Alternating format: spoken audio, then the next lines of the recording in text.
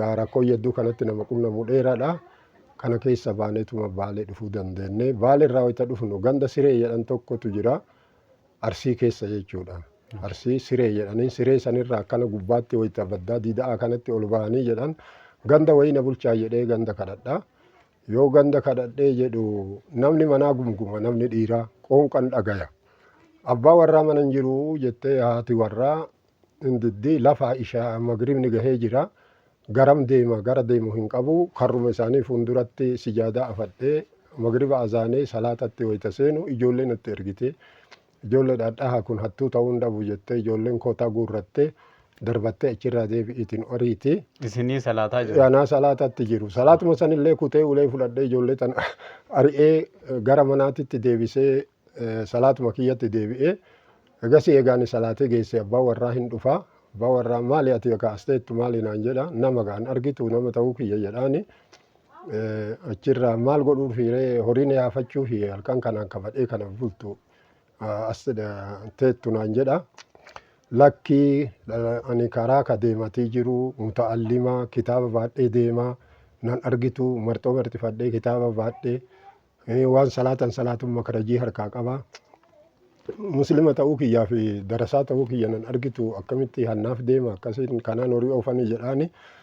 Achirraa namtichi sun na shakkee manatti oofee mana ona wayii qabaa. Ona san keessa ofiisaatillee siree achi kaayyatee anaammoo lafa sijaada wayii itillee wayii lafa sannaa buusee achitti qawwee mataa jala kaayyatee na eegatii bulee. Egasii ani hin bullee ganama ka'eetuma achirraa biraa deeme katamaa kollaa jedhan takka dhufee bullee. Kollaarraa ammallee deebi'iiti saddiiqa dhufne saddiiqarraan gaasaratti deebi'iiti achas gadi baane jechuudha. Rakkoon karaa kanatti nu qunname baay'ee. Galatooma ulfaadhaa erga gartee gara Baalee dhuftanii jalqaba akka siree qubattan naa himtan. Sana booda ergasii garam deemtanii maal hojjettanii erga Baalee dhuftanii? Egaa Baalee dhufee bakka silaa namticha eessuma jedhu sanillee argadhee eega jedhee.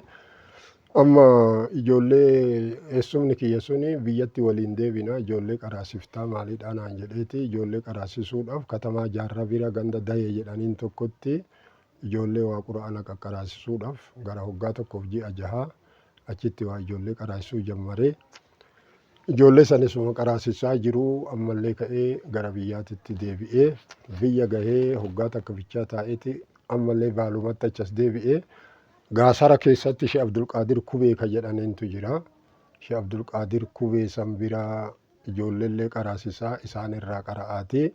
Amma mazhaaba imaamu Abu Haniifaa Shaafi'iyyaa kana Sheekh Abdulqaadir sanirraa achitti jammaree kitaaba Umdaa jedhanirraa jalqabee achirraa haga matnii maalii kana achi isaan irratti olii gadi kitaaba aqiidatii fi kitaaba wannillee isaan irraa qara'aatii ture jechuudha.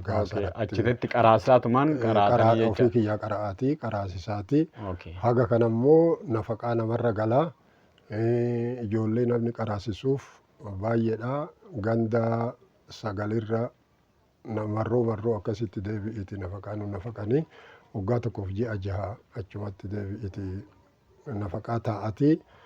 Qara'ee waggaa tokkoof ji'a jaha kana duyda duuba immoo haadha warraa wayii horadhee achumarraan deebi'iiti qara'aatii. Osuma achitti qara'aa jirtan achuma ture jechuudha.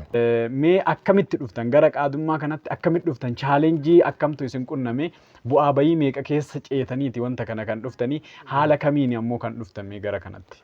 Gara qaadummaatti dhufuudhaan dura egasii biyya gaasaraa sanirraa ka'ee rabshaa wayii ta'u jira sooraa kan jedhanii maalii kan jedhaniintu jira. Ganduma waleessaan wayitateenu achitti gama gamana waraanatu jira waraana dargiitii fi waraana sooraa santu jira.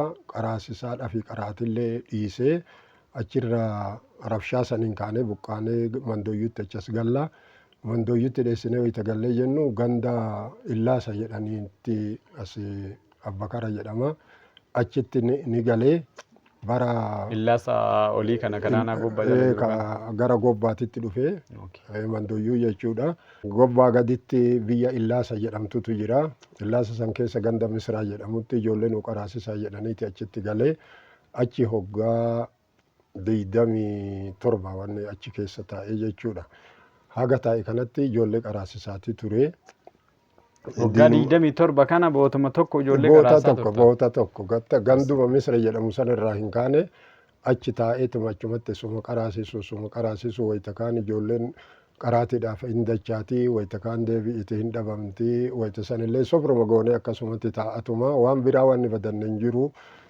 Gara mana ijaarrataa gara deebi'iiti waa duniyaa qadhaabataatti hin tarree ijoolluma qaraa isaatti badhee sanirra ture. Isuma achi turuu Akira irratti bara 1999 keessa qaadii wanni dorgommii qaadiitu iyyuu deebi'iiti jira jedhaniiti qaadiin godina Baalee Haaji Abdulqaadir Nagoo jedhaniin wanni akkanaa hin jiraa dorgomtaa naan jedhee achirraa ishiin dorgoma jedhee ka'ee wanni dorgommiidhaaf Finfinnee deemee jechuudha. Achumatti dorgommii hin seennee nama 38 akkanaa waliin dorgomnee dorgommii san keessatti yaa'u hiree taheetuma nama lammeessoo tahee bahee deebi'iiti achirraa 1999 irraa qaadii tahee gobbarratti ramadamee jechuudha. Gara qaadii kanatti erga dhuftanii dhufan beeytanii namni wanta tokkorra jiru karaa adeemsaa fi deemsa tokkorra jiru gufachuun isaan oolu ammoo wanti garteetiin namni gartee isin mufachiise qaadummaa kanarratti nama hedduu kan keessummeessitanii amalli akkuma namni baay'atuun namarra wanta ta'a.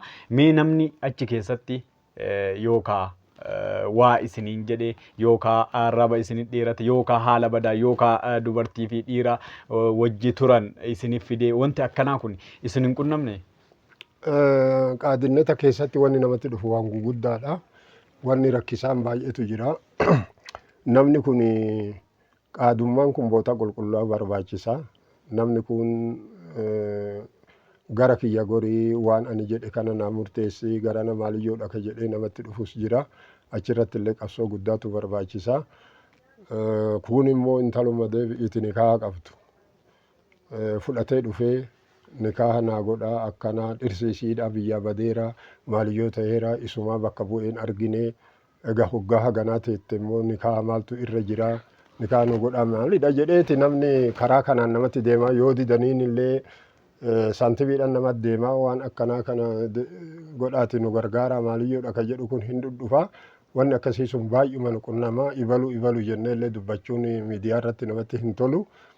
Kanaaf jecha san namni qaadii tahe rakkoon guddaan waan isa qunnamee jedhuuf garuu qabsuma jabeennaan haga dandahame qaadinneta kana keessa waggaa 15 taa'ee waggaa 15 kana keessatti wanni godhaati ture waan dhufu kana qulqulleessa jedhee jaarsa itti ijaaree jaarsan ofirraa achi geegessee waan jaarsi murteesse san murteessatii ture. Namni ani nu muunfachiifte jedhee muunfannaa sanii fi ol iyyannoodhaan gara godinaatitti xalayaan tokkollee galmeen tokkollee kana bira deeme hin jiru. Warri godinaallee waan kana balleessite jedhee guyyaa tokko kana gaafate hin jiru. Haga aanaa gobbaa kana keessa taa'u duraanis ijoollee qaraasisuudhaan aanaa gobbaa kana keessatti haga namni guddatee na beeka. Biyyattiin biyyuma ani wal beekuni kabajaa guddaa naa qabdii biyyi tuni. Kabajaa naa qabdu san irratti namni gufuu natti tahee waa walitti buunee waa jenne illee hin jiru. Garuu wanni chaalenjiin kanarratti namatti dhufu guddaa tokkotu jira guddaadha. Wama haqa dhara ta'e kana fidee dhufee dhugaa naa godhinaan jedha. Kun tokko kana natti argame wanni yaadatamuu qabu wanni deebi'iiti namni illee irraa baratuu qabu. Namni wayii intaluma wayii fidee dhufee intala deebi'iiti haadhallee abbaallee abbeerawwan illee maalillee qabdu haadha abbaas hin qabdu abbaan hin du'ee ijoollee jahaa waliin natti dhiisee du'ee ijoollee jahanuu anatu guddisee namummaan firan tahin anatu guddisee mucayyoo tana deebi'iiti namticha kanaan kaanaa hidhinaan jedhee ani dhugaadha jedhee jaarsichi rifeensa gurraacha tokko mataa keessan qabu adii malee dhugaadha namni kun hin kijibu jedheeti sirna wayituma san iyyannoo isaanii isiin illee abbaa kiyya jettee mallatteessitee jirti wanni abbeera kiyya jettee mallatteessitee jirti inni illee mucattii abbeleessa kiyyaati jedhee mallatteessaa jira waliyyiidha jedheetuma nikaa hidhee egaa nikaa hidhee jedheen duuba galmee ofuun fuuldura akkuma kaaheen galgala saafaa irratti ka hidhee jedhe borumtaa abbeleessummaan mucayyoo sanii waajiratti natti dhufe. waajjira kaleessa mucayyoon takka as simbira dhufte jechaa oduu dhageenyaa wayni kaa hiitanii naan jedha. Mucayyoon eenyu Ibalu jedhamti. Galmee ol fuudhee tana wayitaati tana. Maal abbeeratu ni kaa hidhee miti. Abbeeraan kamimee abbeeraan kinoo asitti kafarrame laale. Yoo laale jedha namticha dharticha sanii edaa ka akkana godhu maaliyyoodha abbeeraa akkana jedhamu hin qabnu maaliyyoodha naan jedha. Achirraa fuunee waraqaa namtichi bakka argadhetti akka qabadhu waraqaa naa kenni naan jedhee waraqaa deebi'iitii hin kenneefi dhaqee hin qabatee egas eega qabatee jedhee mucayyoollee gurbaallee jaarsicha ani abbeera jedhullee abbeeraan abbilees isii kun liqambarii gandaati. Achirraa dhaqeeti wattaaddaraan qabee hidhee hoo jedhe warrummaan isaanii warrummaan mucayyoo tanaa abbeerawwan mucayyoo tanaa jaarsicha deebi'iiti ofii isaati qileerra of dhaabatee of ajjeesu kanan ajjeesin si qabne jedhaniiti namticha qabanii akira deebi'iiti lammata itti deebinee ni kenni duraanii sun baaxila ta'uu isaa egaa beeynee waliyyii deebi'iiti fichisiifnee ni kaahiinee wanni akkasii sun baay'ee isaatu iyyuu nu qannamaa jira tokko lama akkana jechuun yoo dhabne qaadota ammoo wanni sun hin qunnamaa dhoysuutu jira waan hin taane nu godha jechuutu jira akka kanaan baay'ee wanni qunnamu